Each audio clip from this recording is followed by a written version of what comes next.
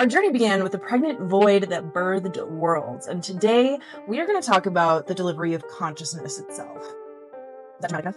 I feel like it was dramatic enough. Ooh!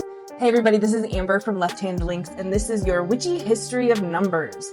Last week we started with 0. Today we will explore how the numeral 1 started from tally marks on bone in the Upper Paleolithic era, and now represents an esoteric symbol for unity, creation, and raw potential.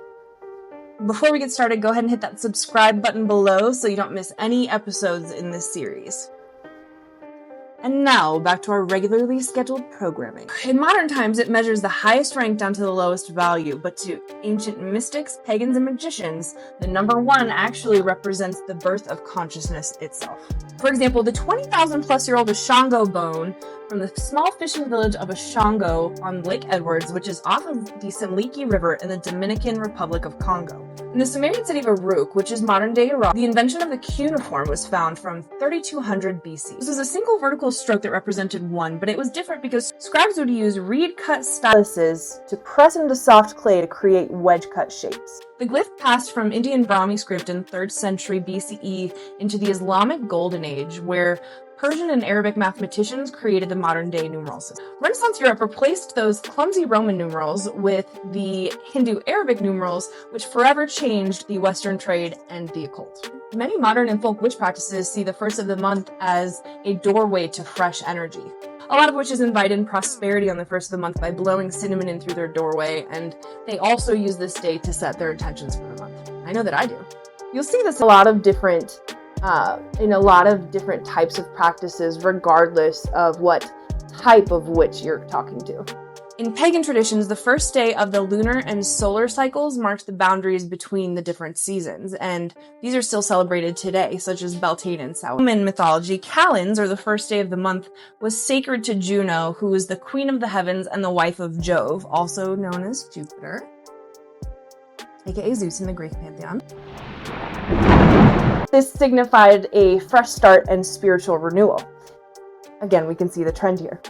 In early pagan traditions, the number 1 represented the ultimate primordial source, i.e., all multifaceted deities and their birth from their respective voids. More on that in the last episode on the number 0.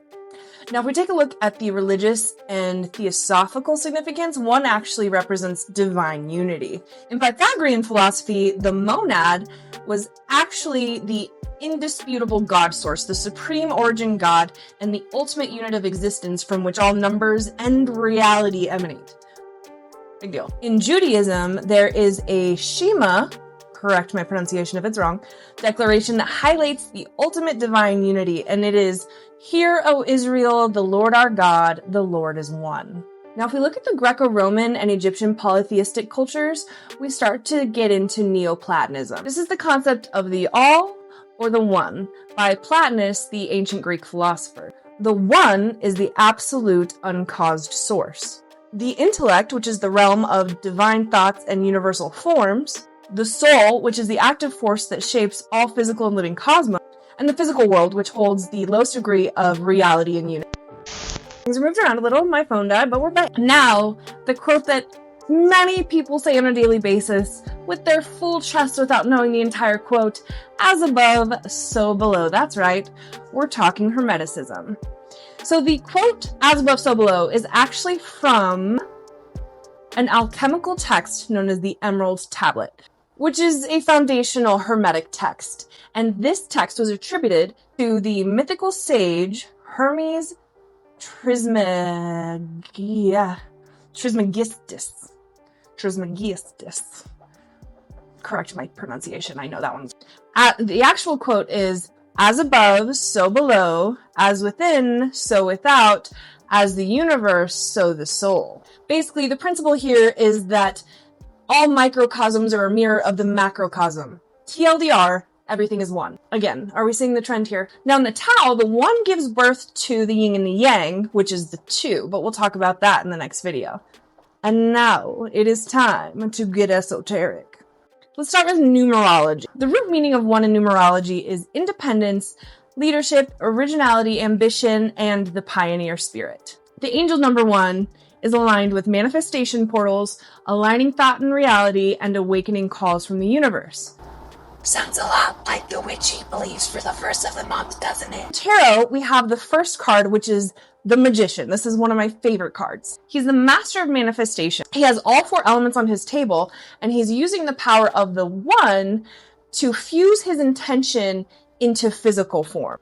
Alchemy, baby. And then in the suit cards, we also have the aces. The aces represent pure intentions and the seeds of new beginnings. Notice that I said the seeds of the new beginnings, not the creation of the seed like 0, but the actual seed. Now, when we get into astrology, the first house is tied to your rising sign or your ascendant. I'm Scorpio ascendant, by the way. Could you tell? Your ascendant governs your physical appearance and how other people perceive you. So it is the first impression of your personality. It's not what your actual personality is, but it's how you're represented. For example, I have a Pisces sun, Libra moon, and Scorpio rising. So when people first meet me, they often tell me later that they thought that I was actually kind of standoffish and cagey and pretty intimidating. But then they get to know me and I'm a Pisces. But that Scorpio rising energy is how they first interpret me as a person. You can actually learn a lot from your ascendant. I highly recommend looking it up if you haven't already. There's a lot more too. Now, the first sign in the zodiac is our fiery friends, the Aries. Aries is the cardinal fire sign of initiation, action, headstrong momentum in the astrological new year. Many would argue it's also the sign of making impulsive decisions and maybe the passion that ignites the fire that keeps us going. The Greek god Ares is the god of war. Now, the planet associated with Aries is Mars, which is also the Roman god of war. See where this is going? Lots of war. But really, Aries is known for fighting for what they believe in, and I think that that really embodies the energy of the number 1. And I would be remiss not to mention that 1 is also governed by the sun, and this sign Leo is ruled by the sun, so main character energy. In summary, the number 1 is a powerful symbol for new beginnings, fresh starts, and welcoming in a new era. So how do we work with this main character passionate energy? There are a lot of ways, and if you Google it, you will find an endless list. But for my experiment for this video, since August 1st is coming up, this is actually going live the day after August 1st. So yesterday I'm performing this ritual. Oh, that's weird. But I will be setting my monthly intentions and clearing out stale energy as any good witch should.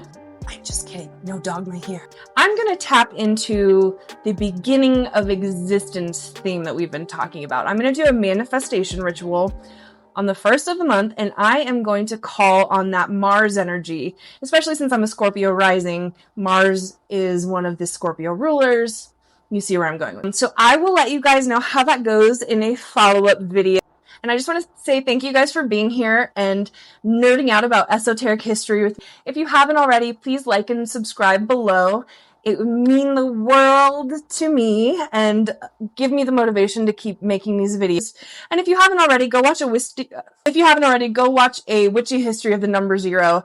It's a lot more interesting than it sounds. And I will see you next week for our deep dive into the number 2. Hope you guys have the week you deserve.